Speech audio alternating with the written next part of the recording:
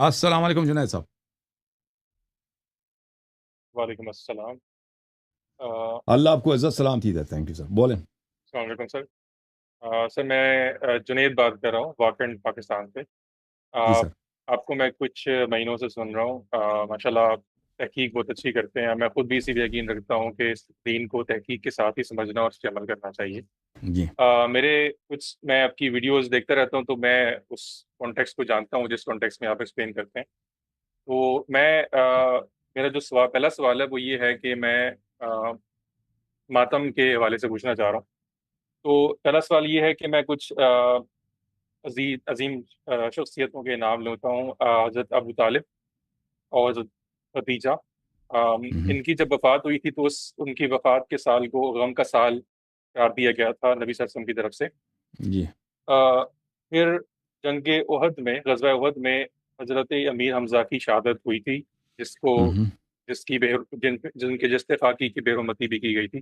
جی.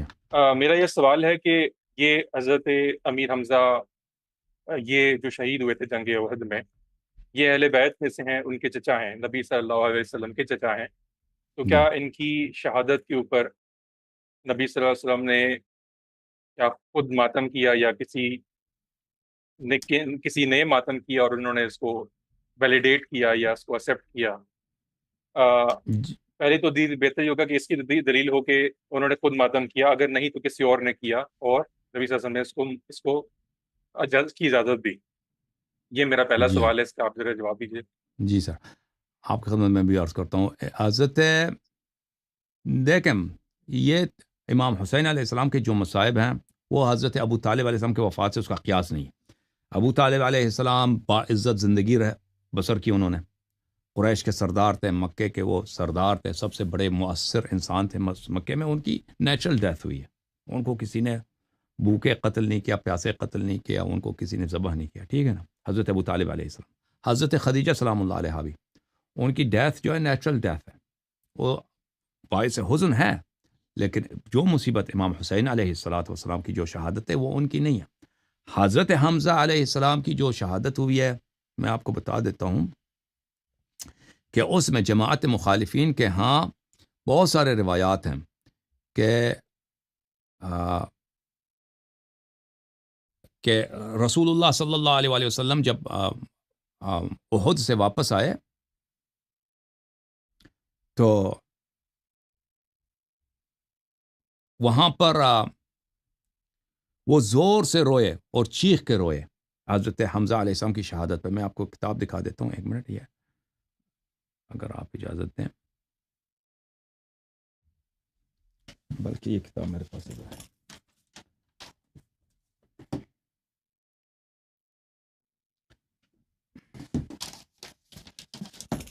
اور پھر دوسروں کو بھی حکم دیا کہ تم حمزہ پہ رویا کرو. ایک منٹ میں وہ ایک کتاب میرے پاس ہے، دوسرا کتاب شیلف سے اٹھانا ہوگا. ایک منٹ آپ مجھے اجازت دیں.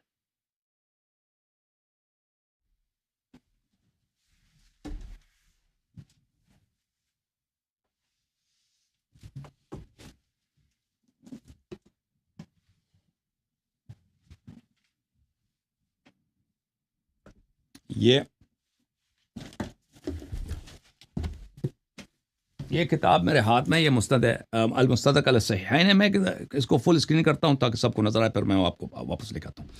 المستدرک علی الصحیحین للحاکم النیسابوری، آپ دیکھ رہے ہیں، یہ میرے ہاتھ میں جلد نمبر 3 ہے. دارالفکر بیروت لبنان میں یہ کتاب چھپی ہے. یہاں میں آپ کو لے کے چلتا ہوں یہاں پر صفحہ نمبر 407 میں. یہ صفحہ نمبر 407 ہے. یہ صفحہ نمبر 407 ہے، کتاب معرفت الصحابہ میں ہے. اچھا، یہاں پر حدیث نمبر اگلے صفحے میں آپ، اس میں کئی احادیث ہیں حضرت حمزہ علیہ السلام کی شہادت پر. یہ جو 4963 ہے. جابر بن عبداللہ کہتے ہیں کہ رسول اللہ صلی اللہ علیہ وسلم نے حضرت حمزہ علیہ السلام کو کھوئے، یعنی شہادت ہو گئی حمزہ علیہ السلام کی یوم احد، جب لوگ بھاگ گئے تھے. اچھا، جب لوگ واپس آئے تھے تو رسول صلی اللہ علیہ وسلم نے دیکھا کہ حمزہ نہیں ہے. لوگ بھاگ گئے تھے نا جنگ سے، جب لوگ واپس آئے تو انہوں نے دیکھا کہ حمزہ یہاں پہ نہیں ہے. حمزہ کہاں ہے؟ لوگوں نے دیکھا، کسی نے کہا کہ میں نے ان کو ایک درخت کے ساتھ دیکھا تھا کہ وہ لڑ رہے تھے بہت بہادری سے اور کہتے تھے کہ میں اللہ کا شعر ہوں اور نبی صلی اللہ علیہ وسلم کا شعر ہوں، اور میں ابو سفیان اور اس کے اصحاب سے، ابو سفیان اور اس کے ساتھی سے میں برات کا اظہار کرتا ہوں۔ اچھا، فصار نحوہ، نبی صلی اللہ علیہ وسلم اس جگہ پہ گیا جب انہوں نے دیکھا کہ زندوں میں ابو سفیان، حمزہ علیہ السلام زندوں میں نہیں ہیں، تو اس شخص نے کہا تھا کہ وہ درخت کے ساتھ میں نے دیکھا تھا، وہ بہت بہادری سے لڑ رہے تھے وہاں پہ، تو وہاں پہ چلے گئے۔ فلما رأى جبهته بکا، جب انہوں نے دور سے دیکھا اپنے چچا کا جبین مبارک دیکھا، دور سے نظر آیا، تو پتہ چلا کہ یہ شہید ہیں، تو روئے ہیں۔ وَلَمَّا رَأَى مَا مُثِّلَ بِهِ شَهِقٌ، اور جب رسول اللہ صلی اللہ علیہ وسلم نے دیکھا ہے کہ ہندا نے، جو معاویہ کی ماں ہے، اس نے حضرت حمزہ کی ناک کاٹی ہے، کان کاٹے ہیں، ہون کاٹے ہیں، اس کا بالکل مسئلہ کر دیا ہے، تو نبی صلی اللہ علیہ وسلم نے شہقہ مارا ہے، شہق، نبی صلی اللہ علیہ وآلہ وسلم نے چیخ ماری ہے، یہ نبی صلی اللہ علیہ وسلم کی سنت ہے، ٹھیک ہے نا، شہقہ بولتے ہیں چیخ مارنے اور زور سے رونے کو۔ اچھا، اور پھر ملاحظہ کریں کتاب مسند احمد میں، یہ مسند احمد بن حنبل ہے، یہاں پر المسند لأحمد بن محمد بن حنبل، چابدار احیاء تراث العربی۔ اچھا، معاف کیجیے، یہ جلد نمبر 1 ہے، مجھے جلد نمبر 2 لانے کی ضرورت ہے، یہ جلد نمبر 1 ہے نا، 2 لاتا ہوں، 1 منٹ 2 لاتا ہوں، 1 منٹ۔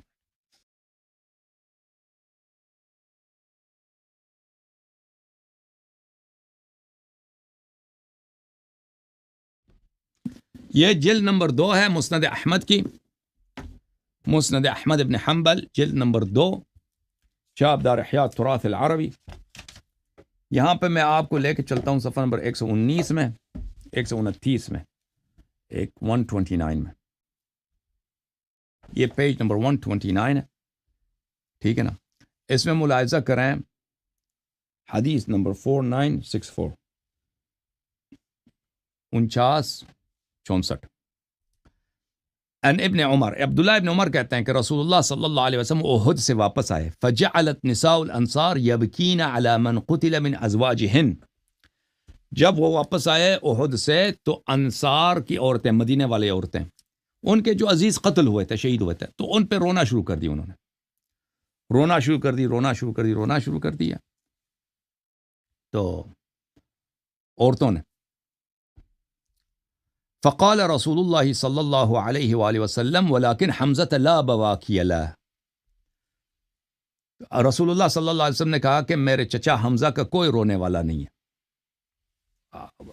مدینے والے اپنے مردوں پہ، اپنے شہیدوں پہ رو رہے ہیں، میرے چچا حمزہ کو کوئی یاد کرنے والا، رونے والا، ماتم کرنے والا نہیں۔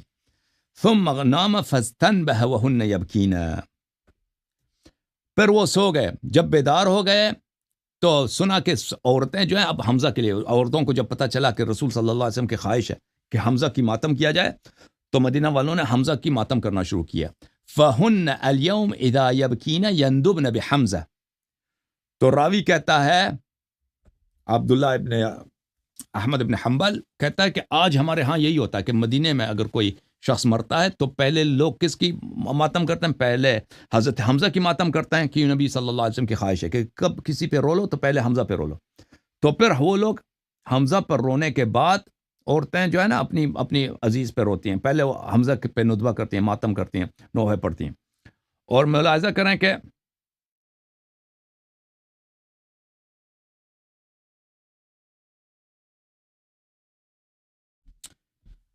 یہ کتاب البدایہ والنہایہ لابن کثیر الدمشقی، چاپ بیت الافکار الدولیہ، جزء اول، یہ البدایہ والنہایہ۔ میں آپ کو اس کتاب میں لے کے چلتا ہوں صفحہ نمبر 541 میں، 541،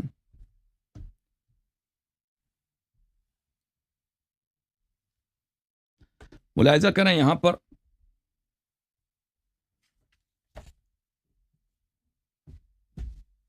یہ 541 ہے، یہاں پر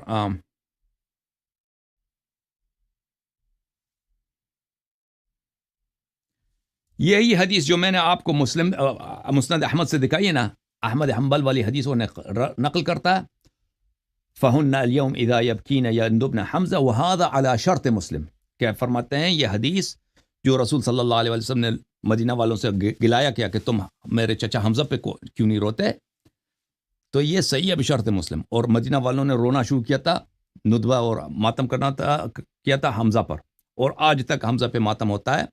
تو یہ وہاں پر ہے کتاب بشرط مسلم صحیح ہے. اور یہ مستدرک حاکم میں بھی ہے، مستدرک حاکم میں آپ کو دکھاؤں حمزہ کی جو ہے حضرت حمزہ کی ماتم.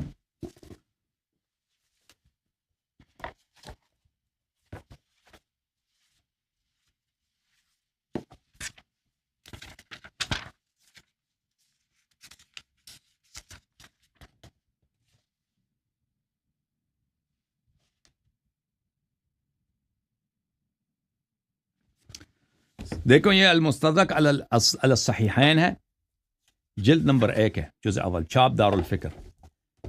یہ صفحہ نمبر 490 ہے، 490. حدیث نمبر 1438 ہے. انس روایت کرتے ہیں ھذا حدیث صحیح علی شرط مسلم، علی شرط مسلم، ٹھیک ہے نا، حدیث بشرط مسلم ہے. 1438 وافقہ الذہبی فی التلخیص علی شرط مسلم. ذہبی نے کہا کہ یہ بشرط مسلم صحیح ہے. وهو اشهر حدیث بالمدینہ فإن نساء الانصار لا يندبن موتاهن حتى يبكين حمزہ والى یومنا هذا. ذہبی کی وفات ہے سنہ 748. ذہبی کی وفات کب ہے؟ سنہ 748 ہجری کو. کہتا ہے یہ بڑا حدیث مشہور ہے، اور کہتا ہے آج تک ہمارے ہاں اسی طرح ہے کہ مدینے میں عورتیں اگر کسی مردہ پر ماتم کرنی ہو کہ کوئی مر گیا ان کا، پہلے اس اپنے مردے پہ نہیں روتی. ہمارے پاس رواج ہی یہی ہے، سب سے پہلے حضرت حمزہ علیہ السلام پہ ماتم کرتی ہیں عورتیں، پھر اپنے مردے پہ روتی ہیں. ابھی تک انہوں نے، یعنی ذہبی کے زمانے تک انہوں نے یہ جو ہے یہ سنت برقرار رکھی تھی، رسول اللہ صلی اللہ علیہ وسلم کی جو خواہش تھی. ٹھیک ہے نا. حدیث یہی ہے بھائی کہ رسول اللہ صلی اللہ علیہ وسلم جب احد سے واپس آئے، انہوں نے سنا کہ انصار کی عورتیں گریہ کر رہی ہیں، تو انہوں نے کہا لیکن حمزہ لا بواکی لہ، انہوں نے کہا تھا افسوس میرے چچا حمزہ، اس کے لیے کوئی رونے والا نہیں ہے، اس کا کوئی اس کو یاد کرنے والا نہیں ہے. تو کیا ہوا؟ فبلغ ذلك نساء الانصار، تو یہ خبر مدینے کے عورتوں کو پہنچی ہے. فبکین لحمزہ، بلی تو وہ رونا شروع کیا انہوں نے. پر وہ حاکم کہتا ہے کہ فإن نساء المدینہ لا يندبن موتانا حتى يندبن حمزہ وإلى يومنا هذا. کہتے ہیں کہ یہ ابھی تک اسی طرح. حاکم بھی یہ کہتا ہے، حاکم سنہ 400 میں رہتا تھا، 5ویں صدی میں، تو وہ بھی کہتا ہے کہ ہمارے زمانے میں اسی طرح. تو یہ صدیوں تک مدینے والوں کا یہ دستور تھا کہ حضرت حمزہ علیہ السلام پہ ماتم کرتی. کوئی بھی شخص مرتا تھا نا تو پہلے حمزہ پہ ماتم کرتی تھی عورتیں وہاں پہ. جی سر. اب میں اپنے بھائی کو لے کے آؤں.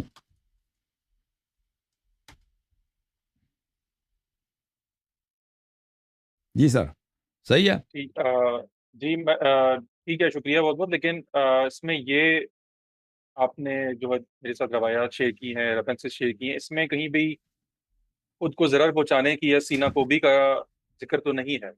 غم کرنا تو بالکل یقین ہے اس پر، ندبہ غم ہے، تو کرنا چاہیے. ندبہ بولتے ہیں، ندبہ بولتے ہیں نا. ماتم کا لفظ آپ نے بھی جو بولا ہے، ماتم کا لفظ ہے غم کرنا. ماتم کا مطلب سینہ کوبی نہیں ہے عربی زبان میں. آپ نے ماتم کے متعلق پوچھا تھا نا، ندبہ کرنا، کسی کے غم پہ رونا دونا چیخنا مارنا. اور ندبہ کا مطلب یہ نہیں کہ اس میں سینہ کوبی نہیں ہے، ٹھیک ہے نا. ندبہ کا مطلب ہے کسی مردے کو یاد کرنا، اس میں غم کا اظہار کرنا. ہو سکتا ہے اس میں سینہ کوبی ہو یا نہ ہو، لیکن اگر آپ سینہ کوبی کے لیے پوچھتے ہیں نا تو اس کے پاس ہمارے پاس حدیث ہے. وہ دکھاؤں سینہ کوبی کی حدیث؟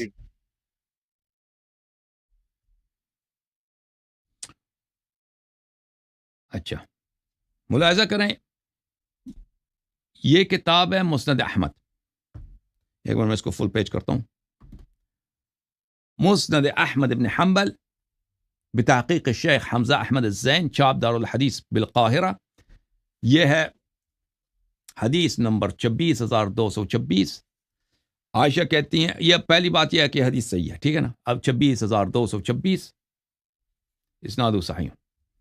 اچھا، عائشہ کہتے ہیں رسول اللہ صلی اللہ علیہ وسلم کی وفات ہو گئی ہے، میں نے ان کا سر جو ہے، سر مبارک کس پہ رکھا ہے؟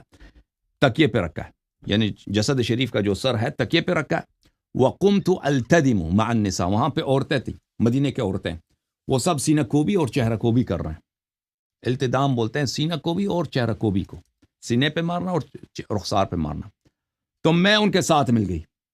وَأَضْرِبُ وَجْهِي، میں سینہ کوبی اور چہرہ کوبی میں لگ گئی. ٹھیک ہے نا. اچھا، تو یہ صرف نہ صرف عائشہ نے کی ہے، مدینے کے عورتوں نے، چھوٹی بڑی ازواج نبی صلی اللہ علیہ وسلم، انہوں نے کیا. ٹھیک ہے نا. یہ واضح طور پر، اور یہ حدیث صحیح ہے. یہ کتاب مسند احمد بن حنبل ہے، تحقیق شیخ شعیب الارناؤوط، جز نمبر 43، 2001 میں چھپی ہے. یہاں پہ ملاحظہ کریں، یہی حدیث 26,348 نمبر پر ہے. اس حدیث کو نقل کرنے کے بعد کہتے ہیں اسناد حسن، یہ اس کی سند صحیح ہے. اور میں آپ کو التدام کے یہ تو بہت سارے کتب میں ہے، یہ مسند ابی اعلیٰ الموصلی میں ہے. اللہ آپ کا بھلا کرے. ارواء الغلیل فی تخریج احادیث منار السبیل میں اس کو ناصر الدین البانی صاحب نے صحیح قرار دیا. حافظ ابن عساکر نے اس کو اتحاف الزائر میں نقل کیا، اور بہت سارے کتب میں. اچھا، بات یہ ہے کہ التدام کس کو بولتے ہیں؟ التدام کس کو بولتے ہیں؟ میں آپ کو التدام کے متعلق بتا دوں. یہ کتاب ہے معجم و مقاییس اللغہ لابی الحسین احمد ابن فارس ابن زکریہ، جزء خامس، چاپ دار الفکر. اچھا، والتدم النساء، صفحہ نمبر 243 ہے. التدم النساء ضربن وجوہہن وصدورہن فی المناحہ. التدام کا مقصد یہی ہے کہ غم میں سینہ، چہرہ اور سینے پہ مارنا، سینہ کو بھی کرنا اور چہرہ کو بھی کرنا، اس کو بولتے ہیں التدام. یہ کتاب ہے لسان العرب لابن منظور الافریقی، جزء ثانی عشر، چاپ دار صادر. ملاحظہ کریں کہ یہاں پہ التدام کے متعلق وہ کیا فرماتے ہیں. التدم اللدم ضرب المرأة صدرها، لدمت المرأة وجهها ضربته. لدم بولتے ہیں لدم دال کے ساتھ، سینے پہ مارنا. عورت جب اپنے سینے پہ مارتی ہے نا، اس کو بولتے ہیں سینہ. لدمت وجهها یعنی اپنے چہرے پہ ماری، اس نے اپنے چہرے پہ ماری. اگلے ستون میں، اگلے کالم میں اگر آپ دیکھیں، ابن سیدہ نے بولا ہے لدمت المرأة صدها تلدمه لدما ضربته والتدمت هي. التدام کا مطلب یہ ہے کہ سینے پہ مارنا، سینے پہ مارنا. ٹھیک ہے نا. اچھا، فرمایا اللدم واللطم والضرب بشيء ثقيل يسمع وقعه. لدم اور لطم اور لدم اور لطم بولتے ہیں کہ اس طرح مارنا کہ اس کی آواز آ جائے. آپ مارے نا کسی چیز سے، باری چیز سے، جو اس کی آواز نکل آئے تو اس کو بولتے ہیں لدم اور لطم. اچھا، والتدم النساء اذا ضربن وجوههن في المآتم. التدم النساء، عورتوں نے التدام کیا. التدام کی اس کا کیا مطلب ہے؟ عورتوں نے ماتم میں چہرے پہ ماری. والدم واللدم الضرب، لدم بولتے ہیں مارنے کو. والتدام النساء من هذا، التدام اسی ضرب سے، مارنے سے. والتدام النساء ضربهن صدورهن ووجوههن في النياحة. عورتوں کا التدام اپنے سینوں پر، اپنی چھاتیوں پر اور اپنے چہرے پہ مارنا نوحے کی حالت میں، اس کو بولتے ہیں. ٹھیک ہے نا. اچھا، اللہ آپ کو، یہ بہت سارے کتب میں ہے تو میں نہیں چاہ، اس سے زیادہ ضروری نہیں، واللہ میرے پاس ریفرنسز بہت ہیں. تو التدام کا مطلب آپ کو پتہ چل گیا میرے بھائی. جی سر، مزید بولیں. صحیح ہے جی بس جی بہت شکریہ. ایک آخری سوال کرنا چاہوں گا میں. آپ جی نے سر. اپنی ایک ویڈیو کے اندر ریفرنس دیا تھا حتیٰ کہ حضرت عمر فاروق رضی اللہ عنہ کو کی جو شہادت ہے، وہ ان کو جس نے اٹیک ان پہ کیا تھا، جن نے اس کو قتل کیا تھا، ان کا قتل کیا تھا ابو لؤلؤہ. آپ نے اپنی ویڈیو میں ریفرنس دیا ہے کہ ان کو یہ کام کرنے کی اجازت یا حکم حضرت علی نے دیا تھا. تو میرا یہ سوال ہے کہ کیا یہ بات ان کو حضرت علی کرم اللہ وجہ کو زیب دیتی ہے کہ وہ ایک صحابی کو اپنے خلیفہ وقت کو قتل کرنے کا حکم دیں؟ اور یہ بات آپ کو بھی زیب نہیں دیتی کہ اگر یہ چیز ثابت نہیں ہے تو آپ اس کو میڈیا میں بتائیں یا اپنے ویورز تک بتائیں؟ اس کا کوئی ریفرنس دیجیے گا پلیز. ایک زیب نہیں دیتا اگر ایک شخص کو ظالم سمجھتے ہیں، اس کو غاصب سمجھتے ہیں، اس کا قتل جائز ہے بلکہ بہترین کام ہے، تو کیوں زیب نہیں دیتا؟ یہ حکم جب دیا تھا اس کا کوئی ریفرنس دیکھیے گا پلیز. نہیں، آپ جو پہلے بات یہ ہے نا، دیکھیں کہ جب آپ کہتے ہیں یہ غلط بات ہے. دیکھیں ایک معصوم آدمی کو قتل کا حکم دینا نا، کہ معصوم بے گناہ آدمی ہے اس کو قتل کا حکم دیا جائے، تو وہ غلط بات ہے، ٹھیک ہے نا، وہ غلط بات ہے. لیکن ایک شخص جو قاتل زہرا سلام اللہ علیہ، آپ کے اپنی کتاب میرے مناظرات ہوئے یہاں پر کہ وہ آگ لے کے آیا تھا، ٹھیک ہے نا، ہمارے کتب میں تو بہت زیادہ اس کے حدیث کو انہوں نے اپنا زہرا سلام اللہ علیہ کو قتل کیا. تو ایسے شخص کا اور بہت ساری اس کے کردار ہیں، کرتوت ہیں، ٹھیک ہے نا، تو قتل کرنا کیوں نامناسب ہے؟ آپ کیوں اس کو نامناسب سمجھتے ہیں؟ بالکل مناسب ہے، ہم اس کو غلط نہیں سمجھتے، ٹھیک ہے نا. لیکن اگر وہ حضرت علی رضی اللہ عنہ اس بات کے قائل تھے کہ وہ غاصب ہیں یا ان کی حکومت صحیح نہیں ہے، تو یہ اقدام انہوں نے خود کیوں نہیں لے لیا؟ انہوں نے خود ان کے لیے ابو مناسب لولو نہیں کا ہے کیوں نا، نہیں لیا؟ ان کے لیے مناسب نہیں ہے، وہ خود جا کے علن وہاں پہ وہ تلوار اٹھائیں، پھر وہ وہاں پہ خانہ جنگی شروع ہو، اور اگر خانہ جنگی شروع ہوتا ہے تو امیر المومنین علیہ السلام کو شکست ہوگی، کیونکہ اکثر لوگ جو ہیں بادشاہ وقت کے ساتھ ہیں، اکثریت ہزاروں دسیوں ہزار کی تعداد میں فوج ہے ان کے پاس، بلکہ لاکھوں کی تعداد میں، تو ان سے مقابلہ تو ناممکن ہے.